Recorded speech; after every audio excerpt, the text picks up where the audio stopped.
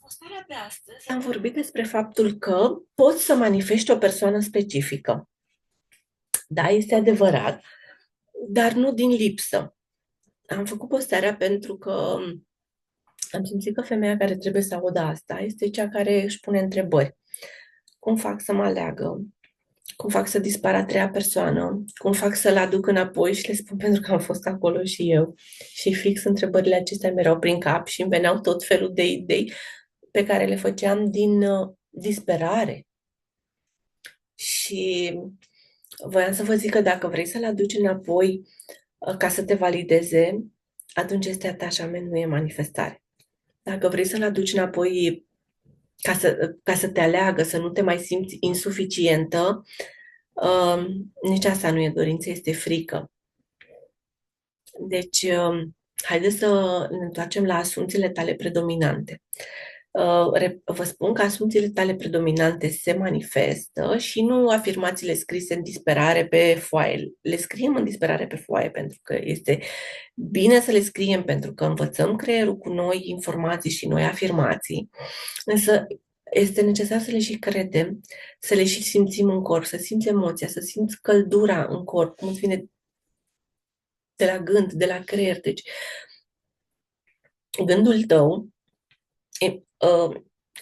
emite, creează o emoție. Emoția ta creează o reacție chimică în organism. Reacția chimică în organism pe care o simt când simt și emoția dorinței îndeplinite este ca o căldură pe care o simți așa cum îți vine de la cap, în jos pe corp și se duce pe abdomen, pe picioare, până în vârful degetelor de la picioare. Deci este emoția dorinței îndeplinite. Și asumțiile pe care trebuie să le faci. Spuneam că asumțiile tale predominante se manifestă și care sunt asumțiile tale predominante? Deci dacă tu te simți insuficientă, spuneam că persoana specifică poate să vină, manifesti din lipsă. El poate să vină, dar lucrurile se vor repeta și nu se va schimba nimic pentru că tu te simți insuficientă și acționezi din identitatea aceasta. Este necesar să-ți schimbi identitatea prin noi afirmații, printr-o dietă mentală în care spui despre tine. Spuneam în înregistrarea mea cu trainingul gratuit, dacă l-ai urmărit, ai să vezi acolo că spuneam că afirmația eu sunt este foarte puternică. Deci mergi pe variant, eu sunt aleasă, eu sunt iubită, eu sunt suficientă, eu sunt valoroasă, eu sunt ce mai simți tu de acum încolo să mai spui? Eu sunt frumoasă, eu sunt deșteaptă, eu sunt. Când vorbești despre tine, vorbești la prezent și la eu sunt. Acestea sunt afirmații care te ajută să schimbi identitatea din nu sunt suficientă, nu sunt aleasă, în sunt suficientă, sunt aleasă, sunt iubită. Și mă gândesc acum că ar fi frumos și bine să-ți faci un ritual în fiecare dimineață și în fiecare seară de afirmații pe care să le repeți.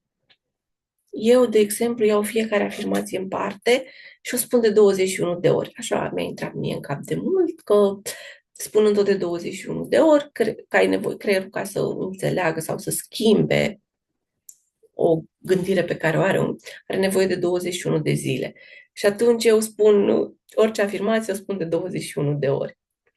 Le număr pe degete, efectiv. Și afirmațiile veți vedea că în timp se schimbă, adică acum afirm pe ceva, după care afirm că sunt frumoasă, sunt frumoasă, sunt frumoasă, după care încep să mă simt frumoasă, mă văd frumoasă, mă complimentează oamenii de pe stradă, mă complimentează colegii, străinii și atunci ai să schimbi afirmația cu altceva, cu ce mai ai tu nevoie? Ești valoroasă. Și ce vrei să spui? Eu sunt valoroasă, sunt valoroasă, sunt valoroasă. Eu sunt, eu sunt, eu sunt. Întotdeauna nu uita să spui eu sunt și ce urmează să știi ce lipsă ai tu, exact aceea afirmă. Nu lipsa, afirmă. Afirmă, dacă tu nu te simți valoroasă, afirmă că eu sunt valoroasă. Dacă tu nu te simți suficient, afirmă eu sunt suficient. Dacă tu nu te simți iubită în relație, afirm eu sunt iubită, eu sunt iubibilă, eu sunt iubire.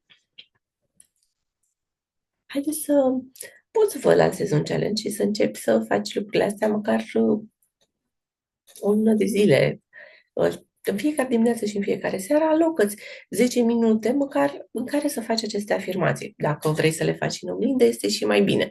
Dacă nu, le poți face atunci când te-ai trezit, imediat când și înainte să te culci, când creierul este în starea de relaxare. Și asimilează mai bine informația nouă pe care i-o dai. Bine, te îmbrățișez și te pup și ne auzim, ne vedem la un alt video.